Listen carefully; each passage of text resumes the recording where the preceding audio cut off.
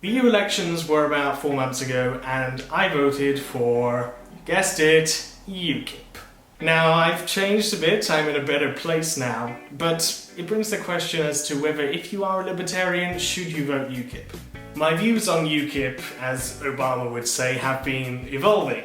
So they started sort of, when I didn't like them really down here, in the dumps, didn't like them at all, then came up a bit as I learned more about them, really good, so then I started voting for them, and now recently, as I've become more of a libertarian, they've gone down, down, down. So it's not as bad as they were when I first knew them. I'm not, pig ignorant to UKIP, but again, it doesn't mean that I have to treat them as angels at the same time.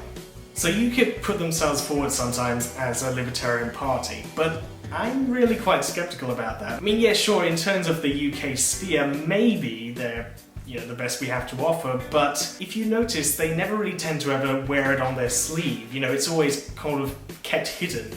They only ever talk about it when they're actually properly asked. If anything, I'd argue they're populist conservative as opposed to pure libertarian. I mean, they've got a few free market ideals from here to there, but I think majoritively it's got a proper inbuilt agenda in there. And for me, if you notice UKIP getting bigger and bigger and bigger, you notice that they tend to kick out anything that could be in any way detrimental to their end goal. So, for example, Godfrey Bloom made a slight eruption after he called people sluts and he got kicked out of the party. Similarly, the leader of the UKIP youth got kicked out because he suggested that gay marriage could be okay and to some extent incest. And I thought this was a party that wasn't trying to be politically correct. And the final tipping point came for me when Nigel Farage he'd been campaigning for quite a while to get the tax laws changed so we could have a flat tax. And at the time, I agreed with that because, flat tax in a way is better and it's fairer and it's simpler than having a progressive hierarchical tax system. But then, a few weeks after the elections, he basically said, well, no, we're going to change that. We're going to try something different out, we're gonna sort things out so it's not like that. And I just went, you are so moving into the middleman. And this happens to every single party if you look at them.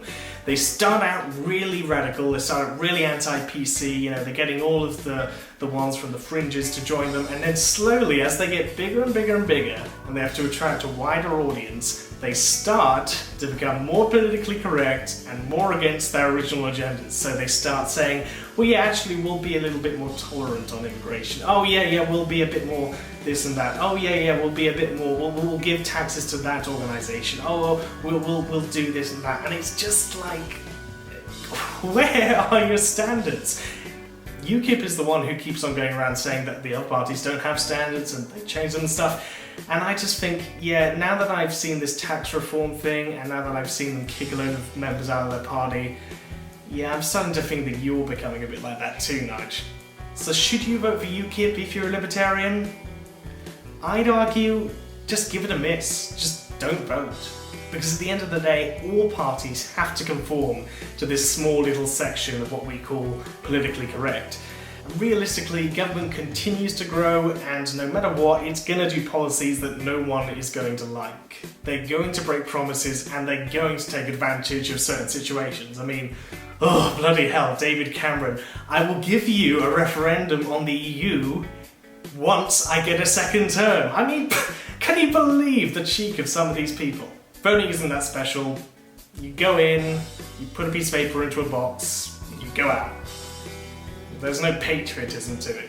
And if your party do manage to win, at the end of the day, you will be enforcing your opinions onto someone else.